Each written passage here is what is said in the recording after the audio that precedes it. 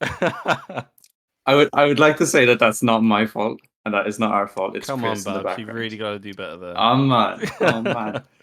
As I was saying, welcome everyone. Hope you're having a good evening, having a good night. Hope you're sitting down in front of your PC, in front of your phone, whatever you're watching on today, and you've got a nice cuppa ready because it's episode 7. It's already episode 7. It's flown by, and we've been really enjoying the support, and hopefully it will just continue. And Jorday, we've got a great episode today once again. Yeah, 2 months of 2 months of Cuppa already. That's kind of crazy actually. That has gone really fast. I feel Yeah. like we've covered so much in the space of the 2 months, and it doesn't actually feel like we've ran out of stuff to talk about, which is quite nice. Quick question: what is your favorite episode so far? It feels like you have to choose your favorite child, but what previous episode is your favorite? Oh, I tell you what, I liked the pack episode in the hotspot, the one where it was just I kind of felt like a listener myself, just hearing the stories. You know, what I mean, Yeah. it's kind of even though I was meant to be one of the other hosts, I was kind of happy to just take a step back and hear all the stories that they both had to share. It's hard to say really, right? Though I feel like we've had some brilliant guests on. We've had some brilliant guests. We've had some brilliant talking points. It's been so enjoyable, and long may it continue. And it's looking like it will because we've got another stacked episode today, and we've already announced that you're all looking forward to it. But our main guest today is the one and only Birdie. Hello, Yeah. hello. Welcome, Birdie. Looking very clean with the Foot Esports I jersey. appreciate Beautiful it. jersey. Appreciate it. Hope all is good, people. Bonsoir. Good morning. Good evening. Depends where you're at, of course. Hope everyone's doing well.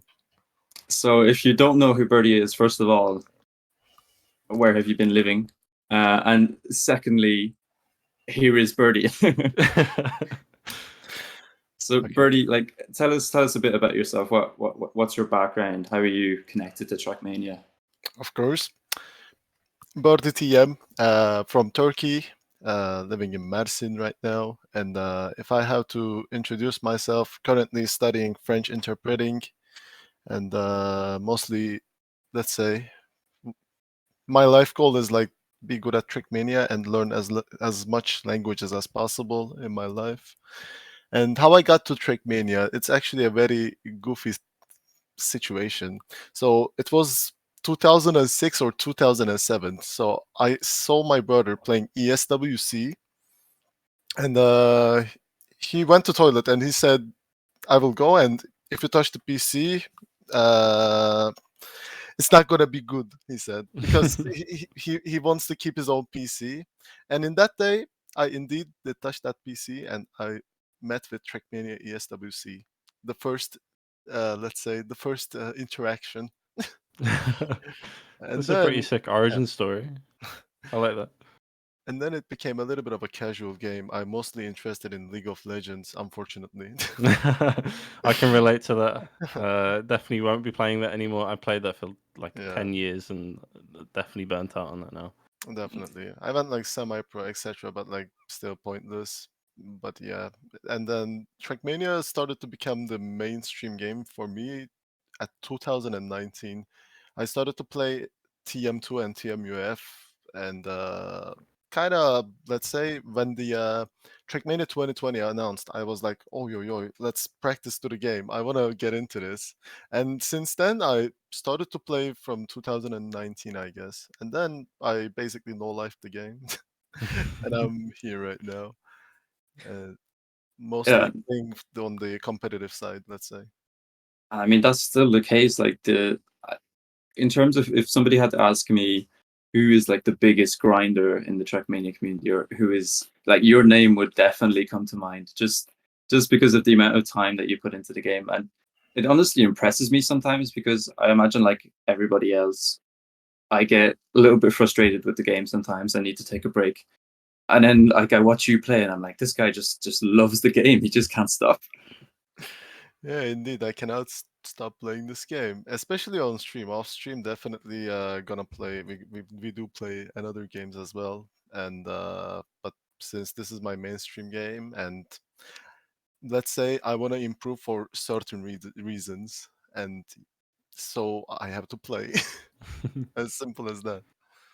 Yeah, when you're on about improving stuff, do you set yourself like specific goals that are like necessarily like achievable within small time frames, or are you kind of like, yes, get at the top and just get there however you feel like? In order to get on top, you have to put like those small goals, like some realistic ones. If I have to say, like, if I say to myself I will beat everyone in 2 years, that would have been really frustrating for me 2 years after if I don't beat everyone. Mm. However, for example, like right now my vision is to get to TMCL, etc. More like a realistic goals, and moving from that. And even if I fail that, it's like less of a disgrace. Let's. I definitely approach in that way. We'll get to some of those goals in a minute, because I mean, just looking at the jersey you're wearing, you're already making strides to reaching that competitive level that you've been talking about. But one more recent project that you kind of took a lead on, which relates to the whole TrackMania community and not just the competitive scene, is the community campaign that came out very recently, and which I have to say personally I've really enjoyed, and I've been glad that it's been there as a an alternative than to the other campaign.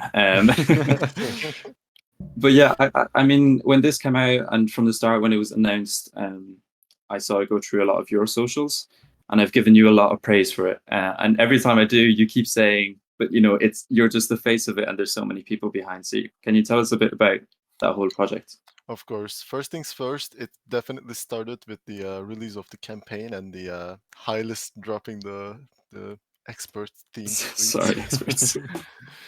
It started in that way, and even though I was grinding the new maps, regionals, all stars, everything was like so much overwhelming. I have a lot of IRL stuff to do, but I said to myself, normally the project came from like I'm gonna make 25 maps and then instantly drop them and then make an altered campaign, let's say.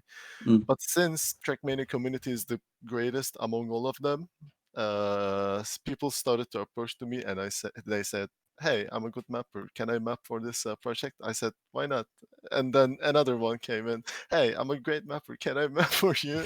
And then we accidentally made a huge project out of that. And like the time when I realized it's going really big, I said to myself, we need to approach this a little bit more professionally. And then we definitely found some organizers, some people that can work in the back end. For example, Cam, one of the MVPs on this project, did really well job organizing the mapping, like dates, deadlines, etc.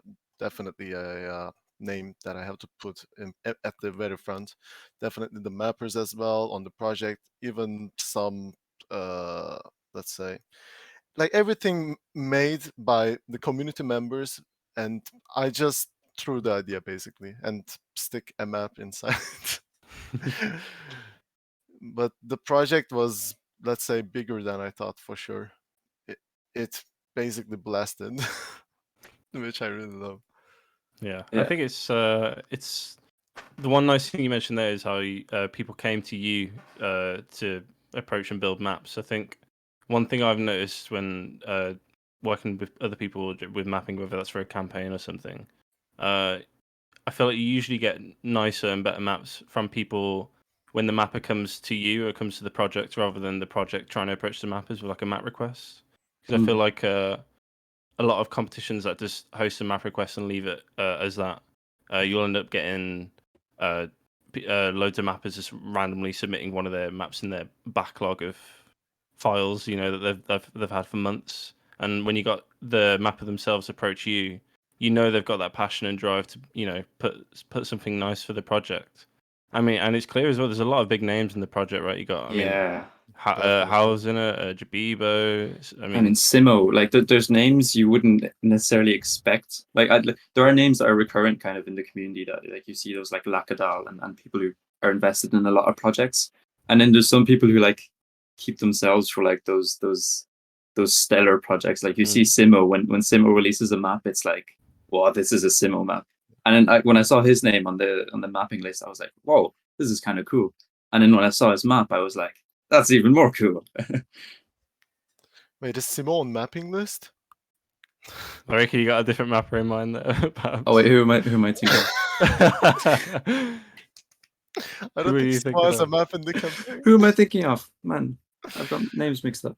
We have like a lot of good mappers for sure. We have Vixa, like Ellipse, like Agrabu, a lot of waypoint mappers. Like let's say at the very front we had like a lot of good mappers. Let's say at the um, like it's I will speak for relative from now on. It's my take. We have like a middle team, which is like definitely dedicated themselves to make the greatest without a single doubt. And then I genuinely looked for some, underdogs kind of a mappers. For example, Jing Attack, Shrimp Lad, one of them. I'm gonna say them. Yeah, I And mean, they taking they did. spec is a controversial one, right? I mean, and I to be don't fair, think his maps the live up yeah to the they hype were already. definitely really good. Yeah, I think my favorite map is probably Specs Mini Tech. I really enjoyed hunting that one. Exactly. Even though I'm not the greatest fan of tech, Specs maps are definitely, let's say, not the way people were expecting. Yeah.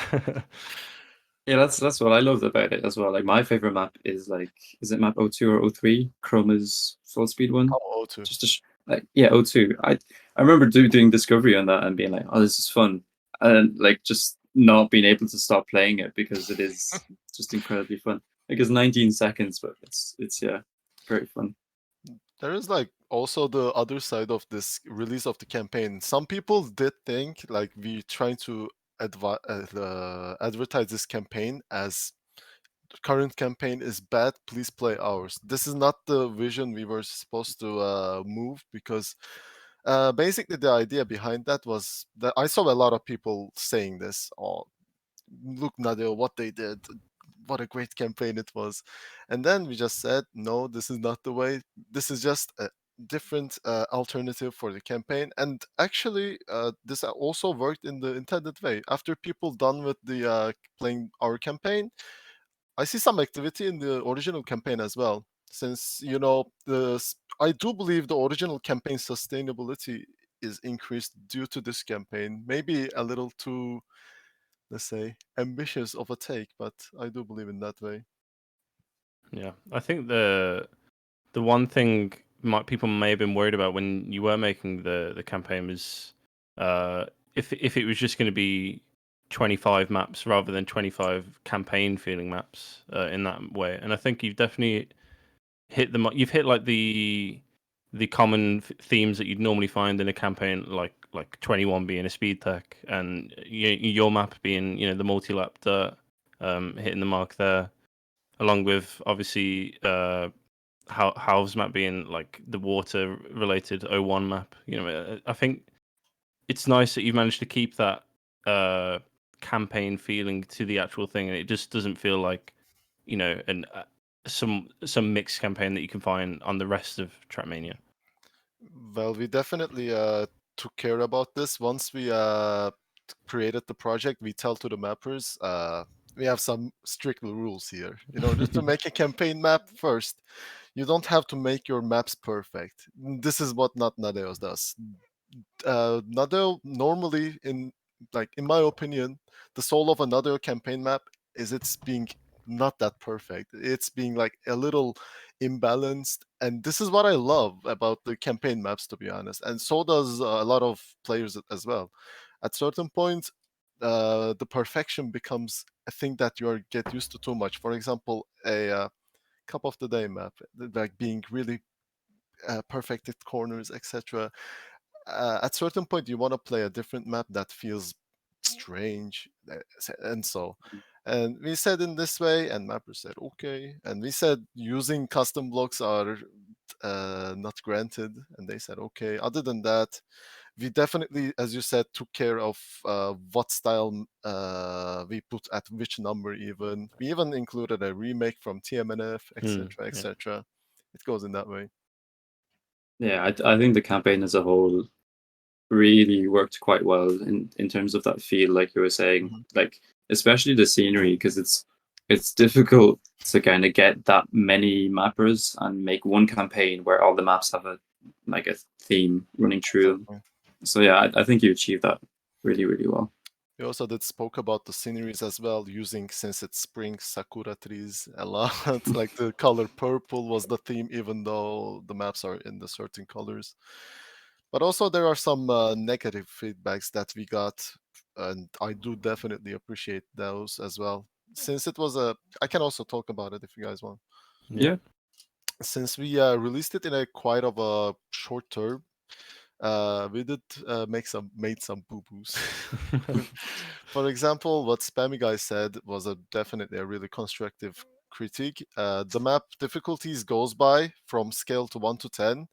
A normal campaign maps goes from 1 to 5, 1, 2, 3, 4, 5, being white, green, blue, red, and black. Ours campaign went like 1, 2, 4, 5, 8, and 10. It was a little imbalanced. That is correct. But as I said, this is mostly, yeah, we try to, let's say, create a campaign that is as Nualaoch-esque as possible, but we did, let's say, not polish the map to get it into the certain difficulty. That was definitely a mistake for sure. But they are definitely playable. But as Spammy Guy said, the difficulty is definitely something that we need to care of for the next time. Yeah, I think there is a difficulty in having that consistent level of difficulty when you have the amount of mappers that you have involved on the campaign. Right, I'm not sure how many mappers are involved on the actual Nualaoch campaign. I don't know if anyone knows. Maybe someone could say in chat. But I imagine it's a lot less than the amount of people that you had involved for this campaign. And to have that many mappers on the same wavelength in terms of difficulty and also on different styles, it's hard to do, right? I think it's almost like a hard ask of you to have them all be the same difficulty in that sense. And to touch on what you mentioned earlier about having the Nualaoch campaign kind of specializing in that uncalculated feel, it helps with the longevity of the campaign, right? It's a 3-month hunt. So if you were to have track of the day level difficulty on a map, and it was also a well calculated map, odds are you'd have that maxed in no time, right? Having these like kind of unique tricks and the uncalculated feel kind of extends that longevity of the hunt of the campaign, which is a necessity really to keep the players involved. Definitely. I was smiling through that whole section because I know the mapping kind of tier difficulties is something that Jorday speaks about quite a bit.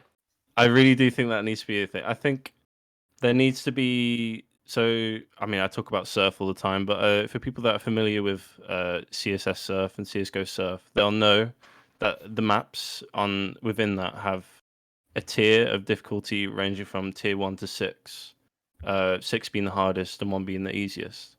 I think it'd be quite nice. I don't know how we could implement it, but having a way where we could have some sort of vote system on voting on difficulties of maps, and we'll be able to section them right into for players to hunt based on that. I think it's something that could be really useful. Yeah, I think the interesting thing that you mentioned about that is that when people put out map requests, then they could, reference a certain tier of difficulty, which would make it much easier for mappers to then, gauge if their map is, adequate for what's being asked. That's the thing, because there's a difference between when people just say they want a comp map. I think people who have played a lot of comp maps know there's quite a range of difficulty that you could actually make within a comp map. I mean, EMC maps, I guess, are considered on the easier side of comp maps, where you might look at something like TMM or Gamers Assembly, which is maybe on the harder side of a comp map. So when these kind of companies or communities ask for map requests and ask for a comp map, having these kind of tiers involved would help with that kind of map making ability. So also players would be aware of what they're getting into as well. Exactly. Yeah. Definitely a thing. Yeah. I wanted to touch back on what Jorday touched on, that Birdie touched on, is the jankiness of the campaigns, because it brought me back to, I think my first memory of interacting with Birdie in TrackMania was Winter 21, map 25, where I believe you got the world record on that. Winter 22, map Or 25. 22. Years pass by quite fast. I see. It was that map 25, when you talk about jankiness and like kind of weird maps, the like water wheels plastic map, which Mhm. either you loved or you hated. And I remember absolutely loving that with the Irish TSEC team at the time. And then looking at like just going on Twitch when I was bored of hunting it and then seeing somebody else's hunting it and then being like, wait, why is this Jaguar guy actually called Birdie? and then I remember being there when you got the world record. That was a really, really cool moment. Yeah, it was my first world record as well, and the last one right now in a Oh. campaign. But yeah, that map I probably consumed like 60 hours for one particular map, and it kind of implemented the idea on me. If let's say, can I use a little of a cursed word? Yeah, it's fine. Okay, if a map is shit, Birdie is good. That's the mentality throughout the entirety after I got that world record, because that map has like a lot of flaws and let's say problematic parts that no one wants to hunt at all, because it can become such a disappointment once you like fail the last turn, which can happen a lot to me. But once you get every single thing done, yeah, no one's gonna hunt because it's such a disappointment. I was just thinking. Obviously, we'll touch on TMWT in a bit, but I'm just wondering, like these kind of janky, weird maps that you say you're quite good on. Does that help with your learning with the stage 1 and 2 maps? Definitely a lot. Like basically that's the reason why I wanted to be competitive, because the maps are janky, goofy, and like mostly focused on the spectator side. Right. Yeah.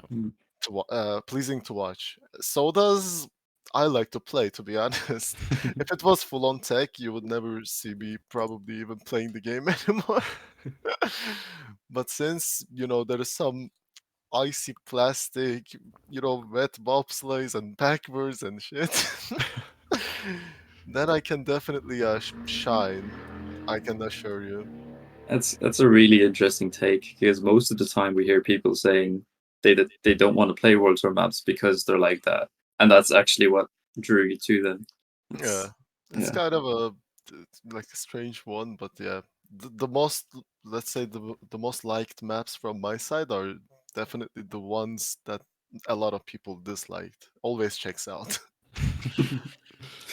But yeah, speaking about that journey and your long-term goals and getting into competitive, you share all of that with your stream, Mhm.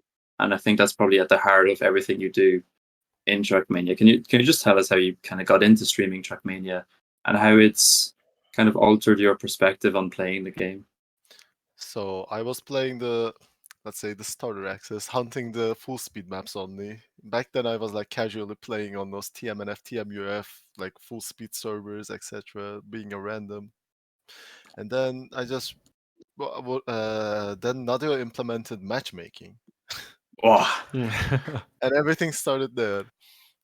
I met with the streamer named JDick on the matchmaking, and then I started to get into the game, and I grinded, and accidentally became master, since it's kind of a new one as well. And I just realized, okay, why don't we stream this if we're going up high?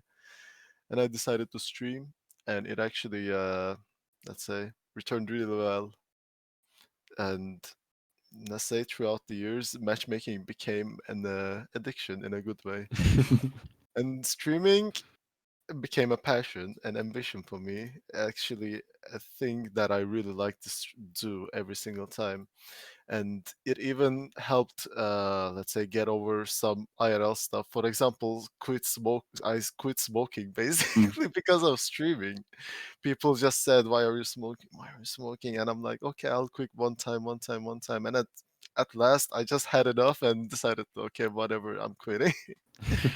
And if I didn't stream, I would never do that. I can be more than certain on this take. And it even, as I said, did some really good things in my life. So Yeah, there's been a lot of wholesome moments like that on your stream. I know a lot of people who are regular viewers of Birdie like are used to the whole madness of the stream, but you can pick out those little moments. I remember I think it was the first time you did like a music stream. Mhm. And I remember I hopped in and I was like, this is really cool because you could see a different side of you. It was really something that you probably kept for yourself that you were quite passionate about. And then there was so much positive feedback and people enjoyed it so much. That was a really, really nice moment. Exactly. Right now, I'm actually preparing one for this week. Oh, Okay. Yeah. Maybe Very a little nice. bit of sticking a little bit of advertising there, but just as we speak onto that, yeah, I do love making some DJ sets as well, and the feedback is also incredible. Like seeing me doing something than TrackMania and they liking it is definitely something I do appreciate. Yeah, definitely. I think it's hard to get a. I mean, I'm not exactly a streamer myself, but I imagine it's quite hard to if your viewership is there mostly for TrackMania, and then the same group of people stick around for your IRL hobbies or whatever that may be. That's obviously a very dedicated fan base, right? And I Yeah, imagine that can provide a lot of motivation to do what you do. definitely. When I asked to like chat, what should we do at the later stage of the stream? For example, if I play TrackMania and I got bored of it, they just said, "Go do whatever you like," and that's something I love to see. Yeah, it's not something I see every day on every stream, to be honest. yeah, I'd encourage anybody watching who hasn't watched one of Birdie's streams to go and check it out next time he's live because firstly it's an experience. you won't get a stream like Birdie's anywhere else within the TrackMania community. And secondly, you stick around, you find yourself just coming back every day, which is great fun. Now you said you love making music. I also have a passion of mine, which is making quizzes. Okay. Specifically making them 15 minutes before we go live. So now we are going to head over to the quiz section because it is time to get serious. Oh, no. Now, I would like to say that this is Jorday, despite being, a main host on the podcast. It's his first appearance in the Cuppa quiz. I'm gonna be in the mud. Yeah, after hosting the last one in my absence. Yeah, I can understand why like Pricey and Jing Attack were nervous about what to expect because making the questions yourself and like obviously like I tried to make like super easy questions. There was no stress at all. And now being in the hot seat, it's not enjoying it. But hopefully I can get at least one question right. Well, you're gonna have to. I have no sweat actually. For Oh this. well, that's not good, is it? Competitive TrackMania player. Anyway, no. now this is the point where I'm going to reveal what the topic of this quiz is because, like every quiz, there is a topic, and this one, unfortunately for Jorday, is France. What?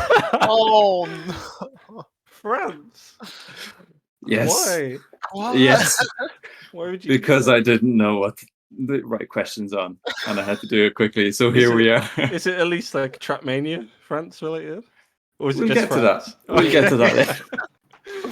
Oh my god! I'll invite everyone to play along at home, and try your best. Hopefully, in the future, we can get some sort of interactive questions going, so everybody can play as well. But for the moment, we have two competitors. They are Jorday and Birdie, or Jojo and Bure, as I like to call them.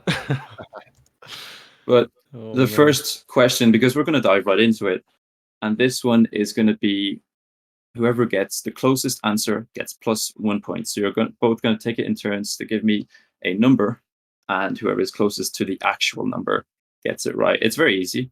What is the population of France? I'm going for it. Oh, my general knowledge is so bad. I'm gonna be so embarrassed after this. 4.5 million. I'm going for it. Wait, 4.5 is. I don't even know if that's a good guess. I just gave it like a 0.5 as well, just so I look like I know it. I feel like that's low. I don't know. Is that low? Okay? I gotta think. I'm gonna go 40.5 million. I mean, there's about 36 million difference in that, but whatever. The actual population of France is 68 million. 42,591. Million? I thought that was the population of the UK. I mean, it's very similar. You are Yeah, very must cramped in the UK. I would like to point out that 4.5 million is probably much closer to the population of Ireland compared to France. I mean, a strong start. I thought it's not that crowded out there. God Oh damn. man. I mean, I thought Birdie would have the upper hand in this, but Well, I've got my Never 1 mind. point, so I can kind of sit back and relax now. And now I'm in the pressure situation. Oh no. ooh, the music starts to tense up. Anyway, we head into question 2. Jorday has a 1-0 lead. And this is going to be a question each, and I'm going to start with Bire, as he is currently in last place. I want you to tell me which of these 3 territories is not a French territory. And they're going to pop up on screen. They are la Mayotte, le Perrin, et la région PACA. And if you can find which one of these is not a French territory, then you will get 2 points. Okay. So I know La Mayette is a French territory. I have Mhm. to. But I don't know La Pérouse or La Région PACA. La Région PACA sounds like a French territory, so I go for Le Pérouse. I mean, that's some great detective skills because that's earned you 2 points. Congratulations. Let's go. Can we get? Oh my God. I hope mine isn't a French territory question. Oh no. Yeah, Okay. so La Mayotte is actually an island, which is a French territory, and La Région PACA is also on the mainland. A very, very beautiful region of France, Provence-Alpes, Côte d'Azur. Now, Jorday, unfortunately, your question is exactly the same because I did not have enough time. It's exactly Which- the same. Huh? No. Which of these 3 territories is not Oh, a no. French territory between La Nouvelle-Aquitaine, That's harder. What is that? le Loupinet, and le Jura? You will also get 2 points if you answer the question correctly. I'll I repeat can't them one last do time. the intense analysis that Birdie did. Just act as if you know exactly what you're talking about. All right. The Le Loupinette looks pretty French. Yeah. The La Nouvelle Aquitaine, is that right? Yeah. I pronounced it pretty good, right? It's I spot on. respect. I think people might think I'm French at the end of this with how good my pronunciation is. But, that also looks pretty French. I'm gonna go with the Le Jura as the fake one. It's heart-wrenching. Heart-wrenching. Because Le Jura is a region in mainland France. Le Loupinet, the first one that you said, sounds very French, is not a French region. In the mud. I would And go the for third the one, same.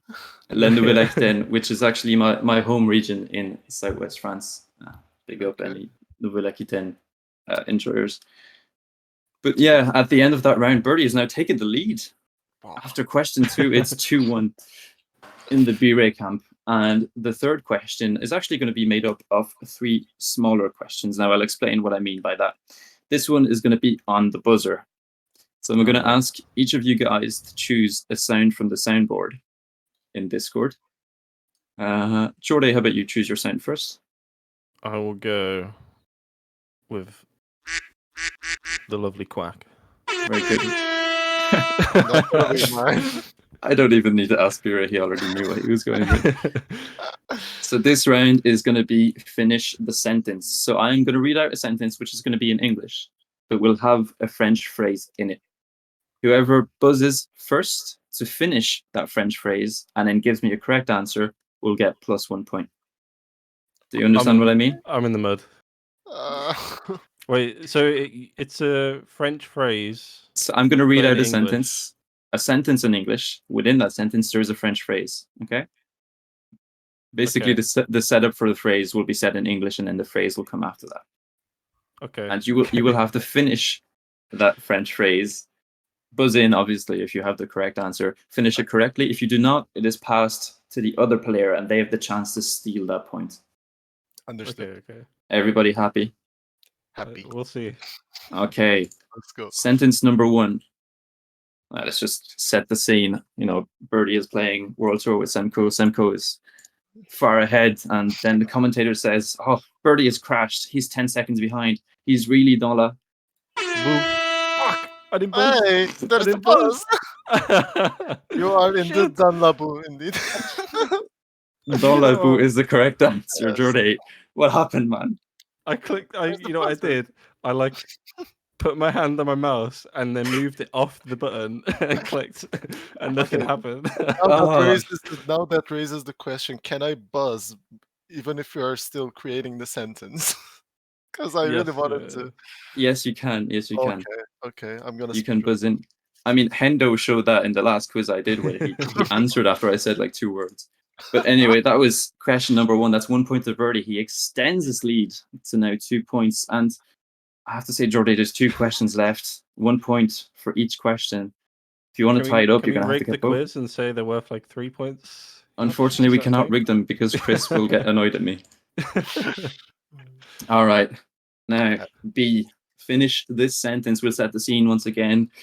Yeah, Jorday, he's playing, I don't know, he's playing EMC. You know, it's the last match. It's a really competitive game. Jorday has crashed and he's going to sleep. Let's all wish him une bonne. Let's all wish him une bonne nuit. Ah, he got it right. What? Bonne nuit. Une bonne nuit, s'il vous plaît. Mate, Une this bonne is nuit. so rigged. Why couldn't it have been in like an English speaking quiz?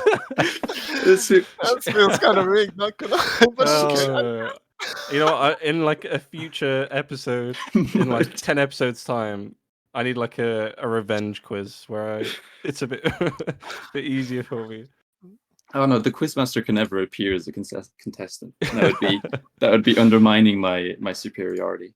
But anyway, moving on to question number 3, and this is normally the point where I would say, "Oh, this question is actually worth 4 points," but in this case, I don't think that's really going to work. But we'll do it anyway for the fun. Hopefully, everybody can get behind Jorday and he can get one right here. All right, finish this sentence. You're on a lovely romantic trip to France. You know, Birdie and Jorday. You're walking around town, and Okay. and you're looking to go somewhere interesting. So you know, Bire and Jorday they ask a local for directions to the spiky tall metal monument in Paris, and they say, Où est la tour d'Eiffel? Oui. "Oh, I mean that deserves an absolute." What can I do? What can I mean, chat? What can I do? it's just impressive at this point. You know, you just have to bow down and accept. Mate, It was not plus 4 points, man. you know, I took French for like 1 month in year 9 in school, and I just failed everything. That's about as close I get to French. This is insane. Maybe that should lead will light up the ambition to learn French. Wait, actually, Birdie said he was on about it being like a language guy. No, right? he didn't say that. No, it's German. He does German, doesn't he? Yeah, man. Yeah. Oh my god, man. Yeah, so Birdie takes a convincing win despite an early lead taken by Jorday, who then went on to get 0 points. I mean, impressive, Birdie. Are you happy with your victory? Finally winning some games other than World Tour. I mean, yeah. The Cuppa quiz is the most prestigious TrackMania related podcast quiz there is. I'll definitely take that one. Definitely a pleasing win. Yeah, big congratulations to Birdie. That was what was this, episode 4 of the quiz, I think, or edition 4 or 5. Fourth quiz, yeah. Yeah, I mean, as you can see from the quality, it's only getting better. So let's look forward to next week's one and some more ridiculously bad questions and some great content. But moving on, we have a lot more to talk about. Yes. Back to clean transitions. Wow, look at that. Beautiful. Okay, so this section, I mean, we mentioned it earlier a slight little bit, but it is a focus of what's going on at the moment and your main focus, Birdie, which is World Tour and the grind for regionals. And how has that been going? Because obviously from the outside, we see you and Semco, you know, grinding away and participating in regionals and dominating the MEA region. So yeah, how's that been on a personal note? So far it's going really well. At this point, not gonna disrespect or anything, but regional is definitely not our goal anymore. We just start to realize we need to carry the region to the next level, carry the team to the next level. We start to realize some, let's say, expectations start to arise. And to be honest, my duo seems more than ready. Especially, he proved himself on All Stars, etc. So I need to practice in order to catch him up and try my hardest in order to, match his pace, basically. And I do believe I'm improving, like not like exponentially, but progressively, let's say. And I'm doing some practices that even like I have a coach that is, let's say, holding down notes about me, etc., etc., etc. And I'm doing some serious practicing off the stream even. Since you most likely see me streaming and crashing every single turn, I'd still do the same in Welter. However, that is the background part of it. For example, practicing rounds, practicing everything, learning some new stuff, and basically doing some briefings, etc., etc. What I need to do is prepare the team for the challenger. Jemco has looks like no issues, especially with the upcoming format, like promo relegation being vanished and a new format is about to be introduced, etc. And Jemco, as I see said, seems well more than ready. All I need is to learn this game as quick as possible in a good, in let's say in the professional way. When TMWT was first announced, did you already have your eyes set on Chemko as a teammate? To be honest, first we are unaware about the regionals, so I wanted to duel with Ender at first Mhm. from France. He's as per, people who don't know, he's like a TrackMania Turbo player who has 200 STMs and now really good at Stadium as well. I definitely see him as a duo in my eyes, and when I see the regionals, and I said to myself, "Oh la la, I'm yanking the Gemco guy." And I was expecting some, let's say, the MEA. The region itself right now is definitely not in the greatest shape. I see a lot of players not playing the regionals, especially on the some countries in the Middle East. For example, there are a lot of good players from Israel, and for some reason they cannot find the motivation. There are a lot of good players from Western Africa, etc., etc. Some from Morocco. Like you can definitely create a bigger ecosystem in MEA, but for whatever reason, those people cannot find the motivation. I still don't know what in particular, but this can definitely improve the region itself since the supply demand rule. If it's like there is a lot of players, the region has to improve because the rivalry is gonna take over.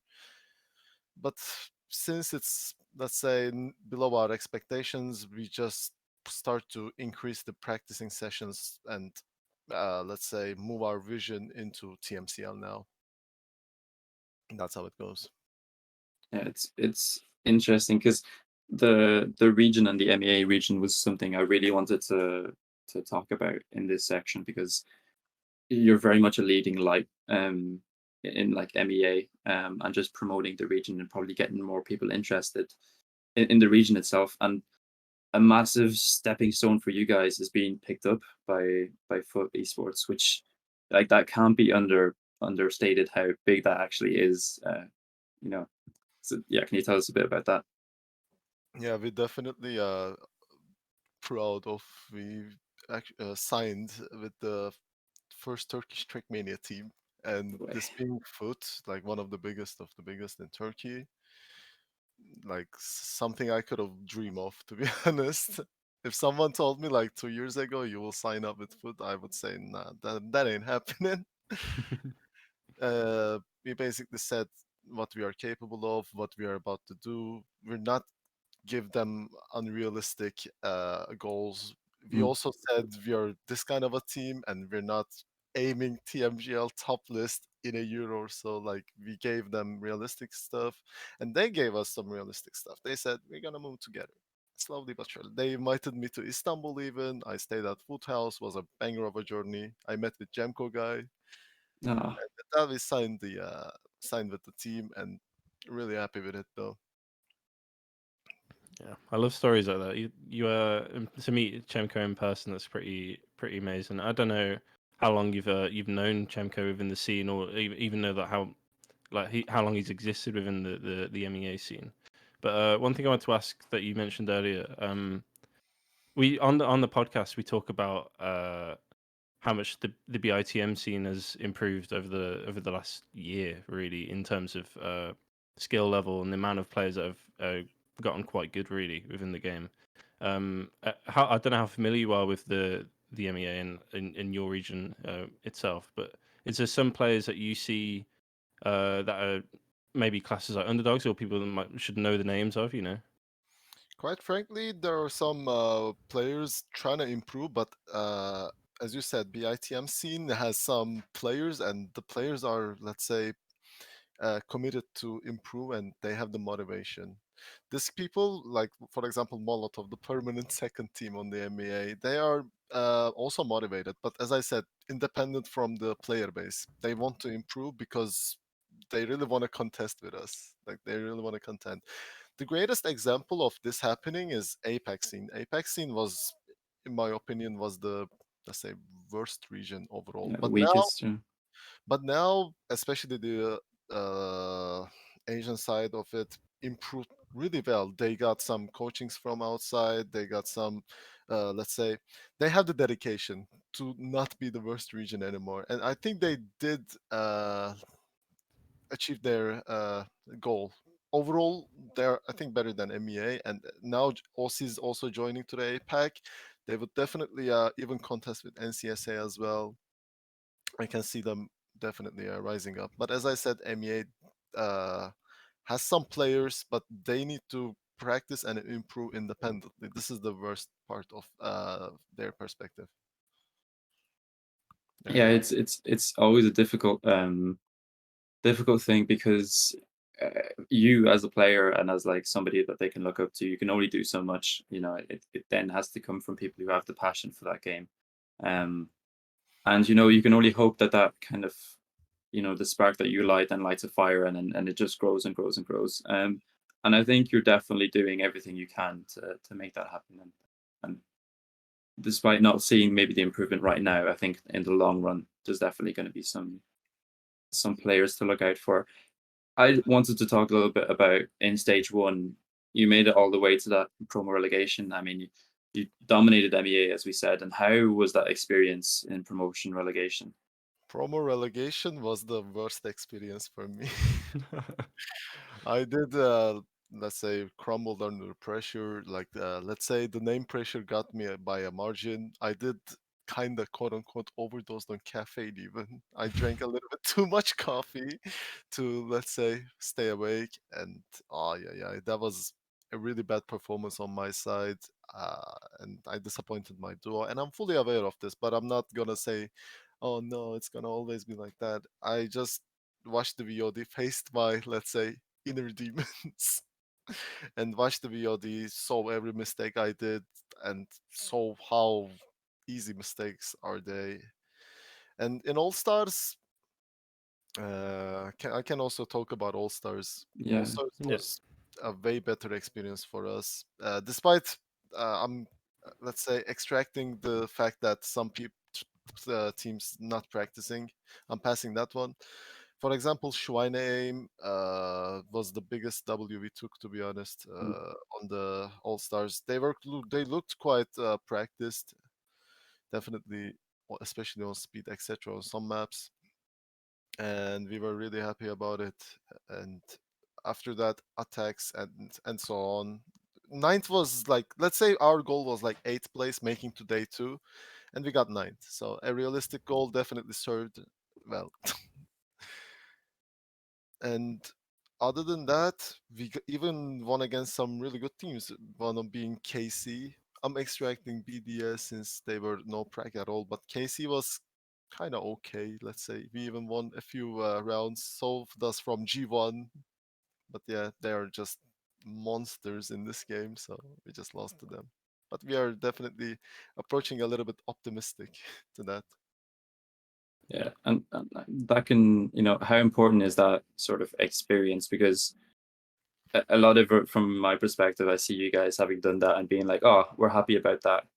But like that's not satisfying enough. Like, it's only gotten you more motivated for going into stage 2 and doing even better than you've already done. Having that experience playing against those TMCL teams can only, serve you so well. Exactly. The motivation is just increasing over and over. And as you said, it's just no matter what you do, how bad or how good you play, you just gain experience. Mm, And this is what I genuinely need, to be honest. Uh, what I mentioned earlier is the MEA doesn't serve this. For example, you have to play against some TMCL players on promo relegation, especially right now will be in World Cup. Yeah, I have to play with EU regionals, top 8, I guess. Like we need to find the good players in a competitive zone, and mm. right now the best way to approach to them is either getting to TMCL or waiting for the World Cup.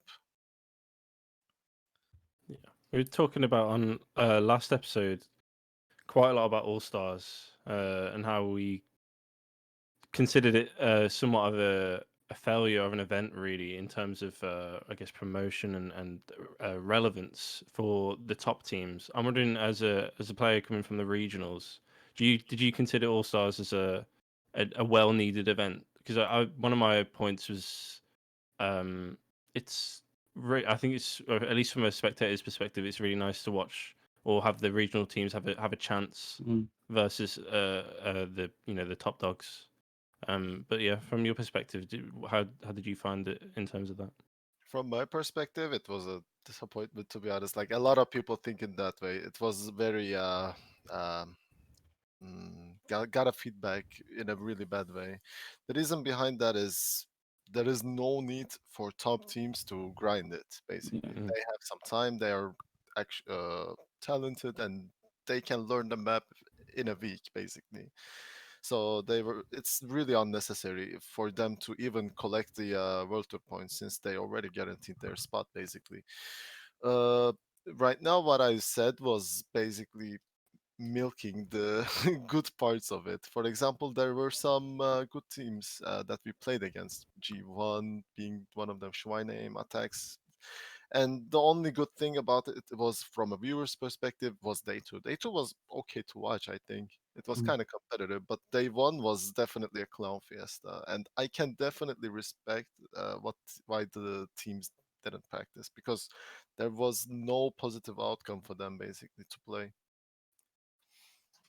It's unfortunate because I can see, a structure where in the future an event like that actually works, but the incentive needs to be there for everyone to actually grind it.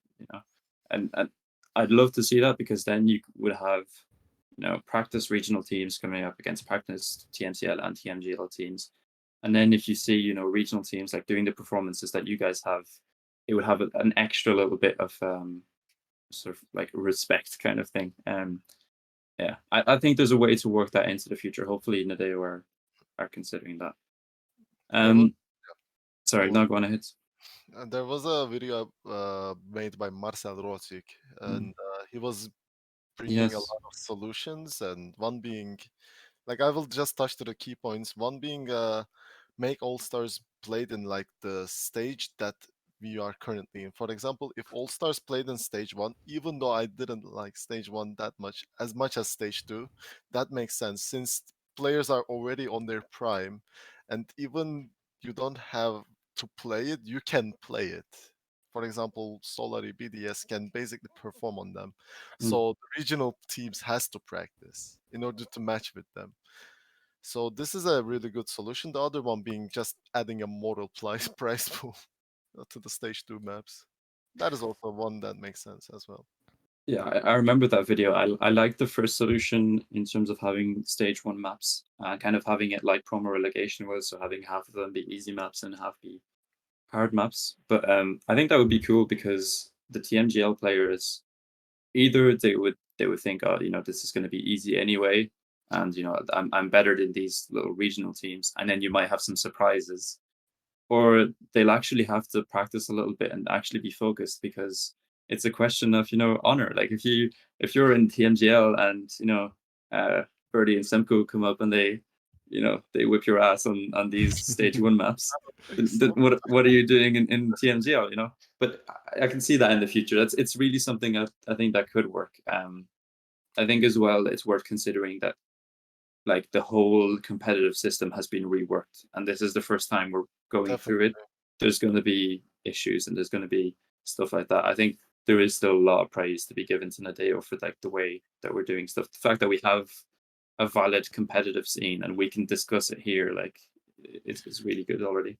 Yeah, we definitely need to understand from Nadeo's perspective. Nadeo is taking a lot of actions right now due to step up their competitive game.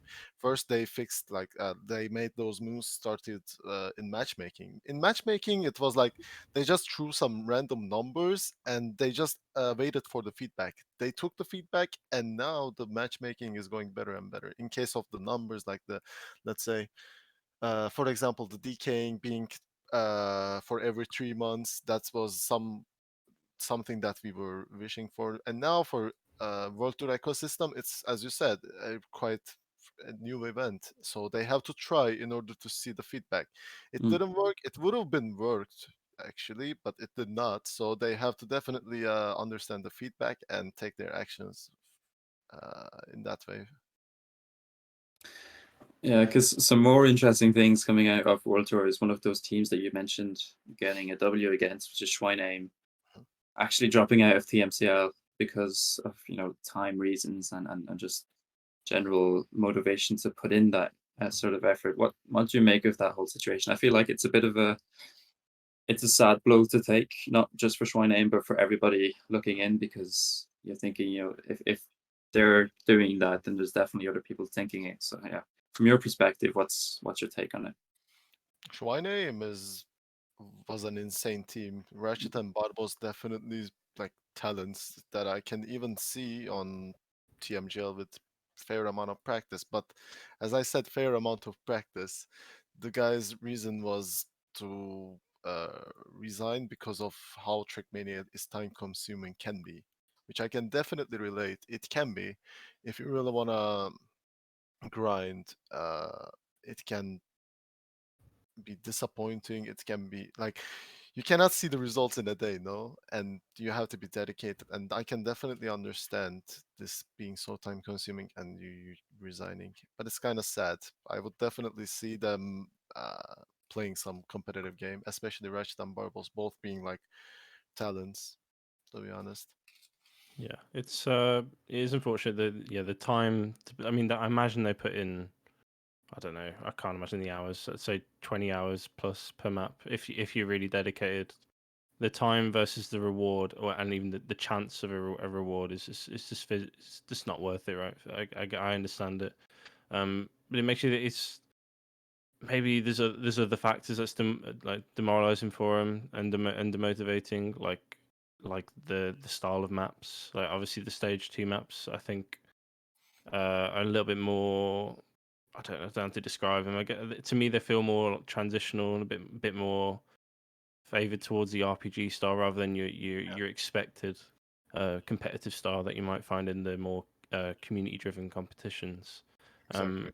But as you mentioned it a bit earlier that you prefer the stage 2 maps to stage 1 maps. What is it about those that are so suited to you?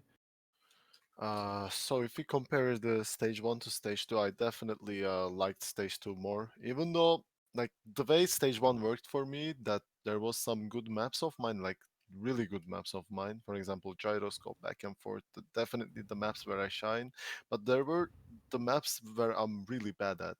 Reps, slow down, the technical side of the maps. Right now, stage 2 is liking those technical maps, and I can relate the Schweinheim to this one as well. Schweinheim was the team that shines on the pace-based maps, where you have to max every corner. And so right now the theme of the map pack is basically cleaning every sector. Completing it basically gains you time because it's hard to complete. And Schweinheim is a team that is not suitable for this. That's the reason I can come up with. And as I said, right now the maps are way more balanced for me. Right now, I don't have a map that I really shine, but on every map I can perform for sure. And that's what I really like about it right now. It's really good to hear. I look forward to seeing you perform on those maps in the MEA regionals and hopefully further on from that. The one last thing I wanted to talk about the recent changes in the World Tour format is the addition of coaches who can then actually be in voice with the players during matches. How is that going to impact, first of all, you guys, and how do you think it's going to be implemented elsewhere in World Tour? I would see this. It's definitely becoming a preference for the team. For example, G1 and KC is not even VCing while playing the game on World Tour, and I don't think they might ask for a coach. But there are some teams that, for example, Big is. There is a shot caller, for example, Massa Granati, who's the listener, because he's most likely playing like Hadov, etc. And Massa is calling for Granati. For example, this guy's point two behind, go push type of thing. Right now, for us, I was the shot caller most of the time, and Jemko is the listener. Wait a sec. Okay. Cat on stream. Yeah. Most of the time, can I close the window, please? Just Sure, yeah, of course. By the way, Birdie's cat does make regular appearances on the stream if you ever want to go see that. Okay, be back. So right now, I was the shot caller, and Birdie, Jemko is the listener. For example, if I see someone 7 seconds behind, you can take a crash to risk, and you won't get punished for this action, etc., etc. But now the coaches has a meaning, in my opinion. I remember on the TSCC, the Irish team, we had Yata, and Yata was the man of statistics, man of shot calling, and I thought he had a lot of, let's say, a lot of contribution to the team. I can see him as a player at this point. Like the statistic he brings to us, like we need to choose this map, you need to cut in this situation, for example, on a map, since it's like a risk reward thing. And coaches can definitely push a team a lot further than you think. Trust me. The statistics is definitely needed, and you being conscious about what you are doing, what you need to improve, and what you need to not do. Even, for example, if you are good on a map already, there is no point of you pushing even more, since you have bad maps staying there. And a coach can does this, but him being not entering into a voice or shot calling is something lacking already. Like, this being prohibited is something I could have not understand. But now, since they introduced this, that's definitely going to affect some teams. I can definitely see Big, for example, using this one.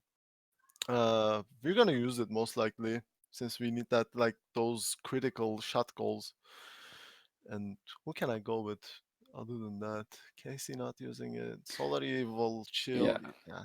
I think it's interesting because you love teams probably getting better because of this change, like Big, like you mentioned, where Massa can just focus on his driving and have Amaterasu in his ear telling what to do. Whereas I feel like where Solary really shined during stage one was Carl's ability to understand the game and read the game while still being fast himself. And now some teams are going to have this coach in their ear, which is going to allow them to take another step forward where they don't have to focus on other stuff. They can also just go fast and kind of gain a bit of an advantage. Definitely. So we could see some teams sort of close that gap to Solary and BDS and those teams at the higher level. And that's an interesting point, because the last thing that we have scheduled for the podcast is we're going to do a little bit of a tier list going into stage 2 of the World Tour teams, and we're going to try and grade how we think this one is going to go. We did it at the start of stage 1, didn't we? Or we did it before? Yeah, we did. I think it might have been episode 1. Was it episode 1? I would think it was episode 1, yeah. Yeah. I mean, interesting if it differs. I know. I think I'd personally have a few changes in mind. Oh yeah. Yeah, we are only doing Grand League just because we are aware of time and we want to know the hot takes on the big players. So, all right. So I think just starting it off, we're going to go with our All-Stars winning team, a team that put in a lot of effort to actually win that event and was quite a big success for them, which is Alliance. And yeah, they might have slightly, not necessarily underperformed, but been a bit disappointed with their stage 1 results. how do we think they're going to cope in stage 2? I would see Soldier definitely improve this game, like independently thinking. Like you need to see these teams outside of our All Stars of how they performed individually. For example, Soldier definitely stepped up his game compared to Mada, and he can finally. It feels like they are like BDS now. Afi being the main guy, Aurel being the kind of a at the back end, but still can perform really well. And now Soldier definitely in this let's say in this position compared to Mada, and I definitely see them perform well this season from what I see. Yeah, I agree. I think, I mean, as you mentioned, the Soldier's completely stepped up his game since stage 1. And I mentioned it last podcast as well. For these newer players that are newer to TMGL, the mental game is even it's an even bigger factor than for these obviously these players that are more experienced within the league. I think I mean obviously you got competitive experience in League of Legends, Birdie. I don't know if you played in any of the ERL leagues or anything like that, but from my experience in that, it's the first season is always the The stressy hardest one. one. Yeah, and then when you get into the second season of an ERL, it's a lot less stressy. You get more in the zone, and the tunnel vision stops, and you can kind of focus on your game a bit as if it was a normal ranked solo queue game, in a sense. And for me, that's enough for me to put Alliance in A tier. I think the thing that was not necessarily holding them back, but the Soldier now being comfortable and now looking like he can put in the level of his teammate is enough for me to put them in A tier. I would definitely put them in the A tier as well, since as you said, all Soldier need was experience, what Mada has for sure from throughout the years, and now Soldier is gaining it progressively. But I would definitely see them perform this season unless something bearish happens, as they say. Yeah, I'd agree with an A tier, and I think Alliance is a very wholesome story as a whole, because you've got sort of like Spammy who's kind of behind it, and then you've got the previous Grand League champion Muda, and then Soldier coming in as kind of a bit of a prodigy, and a lot of pressure was on his shoulders, and it's been really nice to see how it hasn't gotten off to the great start that he would have hoped, and then everybody has just kind of gathered around him and said, we all know you're good enough to do this. We'll just work at it, and things will come. And it's great to see that happening now. So yeah, I'd be cheering for them, and 8 years definitely where I put them. And now moving on to a team that you mentioned previously who might benefit from the changes that the coaches will bring is Big, the German team. Yeah, I don't know where to go with this one, so I'm gonna leave it up to you guys first. I would see Big. Yeah. From what they did, All Stars was right now. Let's be real; they have the advantage of practicing way more earlier than the main teams. Right, like it's all up to their preferences. For example, Solary being on the mainstream, I will give an example. They're not practicing right now. Maybe they are right now, but previously. So there is definitely a time gap between Big and the other teams that are not practiced. I would see Big still. Like I cannot come up with a reason why they are like. I'm gonna do the assumption of they being as same as Sinner in the scenario, but I see Sinners did a little bit improvement. But on Big side, should I say the same? It's really mm, Yeah, you see, It's my they're issue with more, it is that I'm expecting every team to get better. But yeah. the issue is you can't put everybody up by a tier, because then it's just everybody will be at the And there same is level as also before. the same the thing you said. Everybody's gonna improve. It's Mm. about how hard you improve. And it's I might tough. put the Big in D tier, to be honest. Even though I love the attitude of Massa and Granadi, they're like wholesome people. But as a player right now, it's- I would put them on the bottom. Yeah. No, I agree. I think I really do want to see improvements because they are essentially like a fan favorite. Obviously, there's some people's favorite streamers when it comes to TrackMania. It's unfortunate to not see them perform the way they are passionate about it, really. And I don't, as much as like coaches is a big change, will that be enough of a change for Big in terms of performance? It's hard to say, right? It depends on what kind of impact Amaterasu has. Really, we haven't really seen that in the forefront yet. We will see obviously when the season starts, but I'd have to agree. I think they are at the bottom of the barrel for me. I feel like it's an unfortunate one. I really hope they perform because, as person as I said, I really love them. But Yeah, it looks like it right now, to be honest.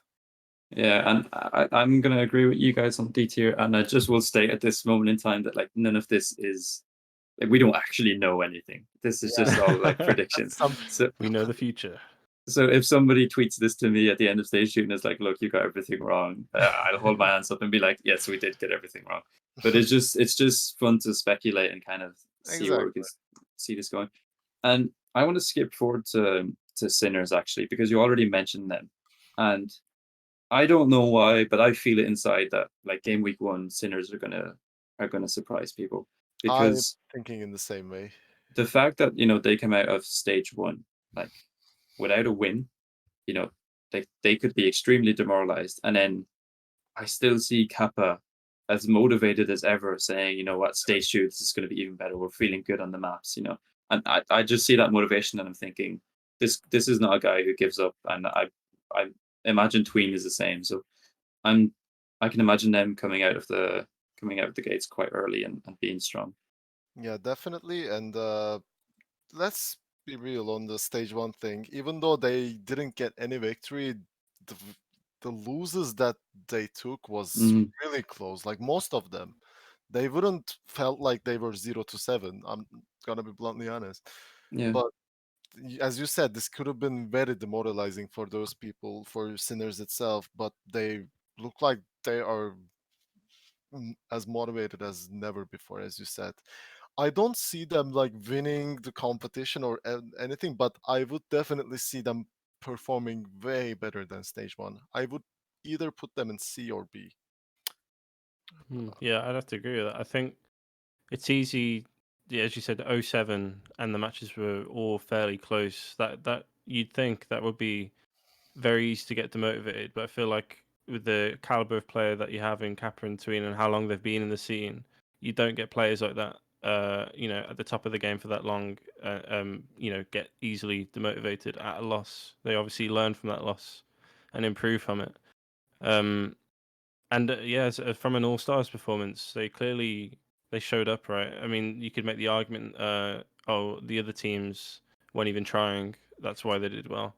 But from my perspective, that wasn't it at all. They looked like they had the pace, they had the consistency, they looked ready for it, and that's more than enough for me to put B or C. It's hard to say. I think, I'd well, go with C just so we don't yeah, look too Yeah, ridiculous if they get yeah, really. yeah. I think C is fair. Either bottom B or top of C. But Yeah. yeah, C would have been good. Yeah, Yeah, I'd probably go with Sinners and C, which is just like, a step in the right direction, probably in stage two. definitely. Yeah. And now G1, you mentioned these guys are machines, they're incredibly good at the game. And they are one of those teams, like when you talk about Gwen, like the first thing that comes to mind is just pure talent. It just he's just good. And Binks has kind of followed suit, and Binks has really proven very quickly that he deserves to be in those top spots in the world of like the best players out there. And yeah, I mean, I kind of see them doing a similar thing to Sinners, like taking a step forward, which would put them probably in contention for those top spots. I would put them in a higher place, to be honest, as a G1. Gwen and Binks is, you know, they live and die for Zerator type maps. Right now, the map pool is such in their favor. Like, there is no such maps. Like, it's like let's say, a victory for G1, to be honest. Like, Control, Frosty, those, as we mentioned before, those goofy maps gonna definitely favor them, and this map pack is gonna not like the map pack is gonna be on their side. And player-wise, as you said, Binks improved a lot, and Gwen is already on top of his game once he's trained. Definitely, I would put them in A or B, to be honest. Yeah, I think A is Maybe definitely not fair. winning, yeah, maybe not winning the entire competition, but definitely gonna pose some problems for the top teams. Yeah, I think. I mean, I was for me it'd be between A and S for me. I feel like Gwen and Binks, as you mentioned, they kind of excel on those weird Zerator type maps. And the question for me, or that should be asked, is whether they can compete with Solary on these maps, because I know. Although talking with Pac on a previous episode, his mental towards learning the maps is it's very clear. He doesn't get hung up on certain lines and getting upset about a map being built a certain way. He's in the mindset of like, okay, that's what it is. Change my line, deal with it, type thing. Even though he is like that, I can see this maybe not be map pack not being in his favor, and you could argue maybe G1 could put in a solid fight versus Solary. It's hard to. I mean, then again, it's like trying to argue against Pack and Carl. It's hard Yeah, to do, right? It's that's what I was I'm going trying to to say. find Like, reasons, but it's a map pack not favoring pack is hard to find. But yeah, I kind of love that. It's what gets me excited about watching day one. And like Solary, they're not necessarily an unknown, but it's just like when they play first day, like it's just like how good are they actually going to be? Are they going to destroy everyone? Because they weren't that impressive on day one last time. Oh wait, no, actually they were. They were. They were. No, I'm thinking about the further game weeks, but yeah, I still expect Solary to be at the top. And Chris, we did put G1 in A tier. Yeah. Yeah, I think so too. Yeah. Ooh, yeah. Do we put Alliance ahead of G1? I think I- G1 ahead of Alliance. I think G1 ahead of I'd say Alliance. so. Yeah. But yeah, I think we all agree that Solary in S tier. Yeah, I mean, it could we nearly have be to put called them in there, Solary right? tier. Yeah, it's. I mean, as I said, like, I mean, Carl and Pac were considered top two before they were teammates, and now you put them together, Yeah. it's just an even scarier force to reckon Creating the with. perfect team, basically. Yeah, I mean, like that's like the one negative, I guess, of this 2v2 format for the other teams is now instead of dealing with just one of them, you got to deal with two of them. It's scary, really, but yeah, you can't like to put them in anything other than S is just a crime, really. That is also, I remember, even though we said that the map packs are not that technical and they're janky and and stuff, that I don't remember which player said this, but I do remember that TM World player said this. No matter how technical a player of you, it doesn't even matter. The experience matters. And for example, about remember the Chroma's full speed identity? Yeah. He said Mm. about like you don't have to know how to speed slide. All I need to do is learn the identity, and the Yeah. identity is about the speed sliding and so. And I don't think the Team Solar, even though they are known from their technical side, I don't think they're not having any issues with the maps at all, since the experience is just, let's say, on another level, Yeah. basically. And I think they really relish the challenge of people thinking they can dethrone them, and Yeah. that just makes them stronger. I think when the fact that BDS actually challenged them that much in stage one meant that they were like, well, no, we're not losing this. Like this is we're the kings, and we need to take stage one. But yeah, I think that's how it's going to go. Now moving forward to the last three teams, and this is kind of where I can see the teams going either way. Yeah, It's like, these are the toughest. I Yeah. feel like. yeah, We know very less about this tree. Yeah. if we go with ITB now, ITB were interesting in stage one. They definitely were impressive. That, I mean, we always think back to that mine performance against Solary, which was the best performance out of anyone on any given day in stage one. And Elcon really kind of made his way through the stage and got better and better and better. And had his one map, which was his map. And how are they going to fare in stage two? We saw Evon, replace Alcon for Yeah. All Stars, who had a pretty good performance as well. I know Yeah, Elcon's going to be coming back in. How do you see this going? even though mine played with let's say a fellow Polish, Evan is a player that kind of already proved himself by playing in World Cup and TMGL and so on. We need to think about his duo. Alcon is a type of man who is like ice cold, you know. He does it feels like he doesn't even need experience in order to like play on that high of a stage. I always get that mood from Alcon. But aside that, there is the reality of the, let's say, even the slightest margin, the experience gains. So Mm. Alcon is definitely someone who is still learning about the World Tour ecosystem. So does Soldier. It's kind of a similar story, what Soldier and Alcon has, to be honest. So all Alcon needs is definitely learn what's going on and a mood with Mime. And how I see Mime, I see Mime really good on this maps as well. But as I said, it's such of a let's say an area that we don't see yet. But I would put them at the very middle, to be honest, it's because I have no clue about what they're capable of. But from what I see from All Stars, they did make to day two. Mine was practicing, but was it too much of a practice session? I have no clue. Yeah, I feel they definitely fit that boat of being one of the most unpredictable teams. It is hard to judge. As you said, Mime. I mean, he's kind of set himself, in my opinion, as a staple top 4 player in the world. And then, of course, you got Elkan, who's this wonder kid who could be, a top 4 player himself. It's just a matter of how he feels on the maps himself, and we can't really. It's so hard to judge that without seeing, obviously the stage 2 start, but. I think B tier is a fair assumption. Yeah. But realistically, like that if we were to get one team wrong in this tier list, I feel like ITB might be that one. You never know which direction they're going to go. I'd agree with B tier just because it also fits that little hole we have in the tier list quite nicely. Yeah. Which means we have a team in every tier, and we go down to our last two, which are K Corp and BDS. And I think we'll start with K Corp. Looking at All Stars, they were definitely a team that were not full practiced.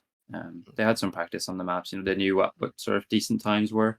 But I remember watching Otak's stream, and he was in VC with Bren, and just listening to what they were saying. They were just pretty much Chilling. like just there to spectate kind of thing. And they were like, oh, let's try and push the game a little bit further so we can look at Muda's line on this map, or we can look at how they drive this. I think there's a lot more to come from them. And I don't know, I feel like they're quietly confident probably about what they can do. Yeah, they're definitely didn't take All Star serious, even though they climbed a bit high up. As you said, they were just here to push a bit, enjoy their games, streaming the POV of them, etc., etc. But onto the real deal, as you said, I can see them being confident about the maps. When they push, they get the reward, just like the other top teams. And I can definitely see them performing this season. Maybe not for the top game, but for, let's say, at top of the middle field, I might say. Yeah, Maybe even bottom of the top field. That would have been sound better, yes. Yeah, I don't know. I mean, I don't follow the Zerata stuff, but I imagine both Otak and Bren have participated in that kind of Yes. stuff. Yeah, They are So, French, so obviously. Yeah, I mean, surely they wouldn't miss that. But I imagine, yeah, I mean, especially my experience of seeing Bren was watching him on Deep Dip. Really, when I think of that kind of almost RPG next to trial type stuff, I think that could definitely play in his favor. But yeah, it's hard to judge.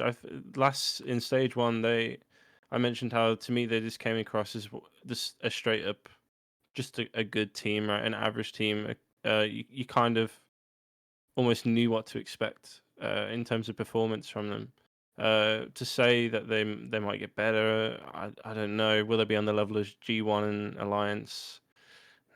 Not for me. I think I'd have them next to Into the Breach, but not for the same reasons. Of course, I feel like KC are a consistent B tier, whereas obviously ITB are a bit of a boomerang in terms of where they could end up.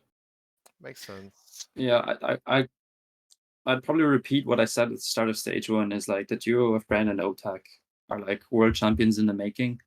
They're not there yet. Like they kind of resemble that sort of Pack and Carol kind of duo, and I really like sort of the banter that they have between each other, especially listening to them on stream. They enjoy playing together and playing at that level. And like Otak is that kind of rascal, like so confident and thinks he can take on anyone, which he actually can.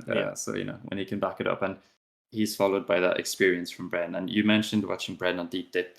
I'd recommend anyone to go watch Bren play any RPG. It is like one of the most satisfying things you can watch, especially Deep Dip. But yeah, I think probably putting them in B tier ahead of ITB. Exactly. Does that sound fair? I'd say so. Yeah, I'd weigh the consistency over unpredictability in the sense. I think having them just ahead of ITB is a fair assumption. Yeah, this is going so much better. We're agreeing on everything, which is compared to the not first expecting. one. Yeah. You know what it is, because Nualaoch putting a spanner in the works and having his controversial takes. Well, then again, Nualaoch sees a different side of it, right? From the casting side, he gets a different perspective. So maybe you might have to get Nualaoch's own specialized tier list as well after this to see how it compares. I'm quite interested to see what he says. But we kind of ended up on the same places. Like the tier is seemingly solid, except ITV. But as I said, that's such a thing that we don't know. Yeah, definitely. Yeah, we have one last team to go with, and man, I don't know. I don't want to say that they overperformed in stage one, because they definitely performed well and then backed it up week on week. But when it mattered the most in that like grand final against Solary, it's exactly what you said, Birdie. It's that experience that prevailed. Like Solary were just on another level, and BDS just couldn't match it. That being said, stage one will give them a lot of belief, first of all, in themselves, and also that they can beat the people around them. Like if they can get that close and just like be pipped at the last hurdle, then with a bit more work, they can definitely go all the way. That being said, for me, it's not going to be in stage two. I would personally still put them in A tier, and I'd probably put them just ahead of G1. And I'll let you guys discuss, because I'm willing to be I to would be like convinced. to say, like on stage one, day one, personally, I was expect not too much from Afi and Orel. From what I knew about the game and about BDS, I would say like BDS was a team that stays at the middle, gets some wins, gets some loses. Like nothing too special happens with BDS. But on stage one, damn, like that was one of the greatest watching experience I've had, and Afi being an MVP. Aurel still on day one, not his best game, but Afi was a hero on that day for sure. And then Aurel realized like what they're capable of probably, and Aurel also stepped up his game. But as you said, when it's needed the most, they just crumbled under pressure, it feels like. Because I could have seen BDS has the potential, like if we exclude the mental state of the game, excluding the mental game. Pace wise, I would have seen BDS beating the Solary duo, but that is the bigger part of the mental game, and they just lost to that way, in my opinion. It's definitely a weird one. I think I can't remember where we put BDS in terms of stage one tier list. But I know a lot of people would have had them fairly low before stage one began, and like in hindsight, that's kind of weird thinking about it. I mean, you look at the performances that Afi's had, and he's been a fairly top 4 ranking player in lots and lots of competitions, and a rail you can count on as a consistent backup. So think of it like that. It's kind of weird how I didn't think of them as a better team initially, and now for them to see them perform the way they did in stage one, it's incredible, really. I didn't expect that level of pace from Afi. I kind of just in my head, I always think of Afi as like the one to perform well when it was needed, kind of thing. At least, obviously, not in what happened in the recent 2v2 versus Solary, but in terms of his solo performances, you always come across as that type of player. But yeah, I think for stage 2, it's hard to say. I think if it wasn't for that match versus Solary, I would have them in S. But in terms of the sheer one-sidedness of it, I think they have to go A. I think I don't think we could, it's where in A we put them is the tricky part, I suppose. Personally, I think I would have put them S, but Yeah. as you said, what I expect from them, like I kind of expect better than them, but there is Yeah. the chance of they not performing, and you guys are taking this into consideration, unlike me right now. So A is definitely the one, but I want to see them on S. Yeah, I think first an A just makes it easier because Mhm. it gives us a clear winner of stage 2, which Exactly. we think would be Solary.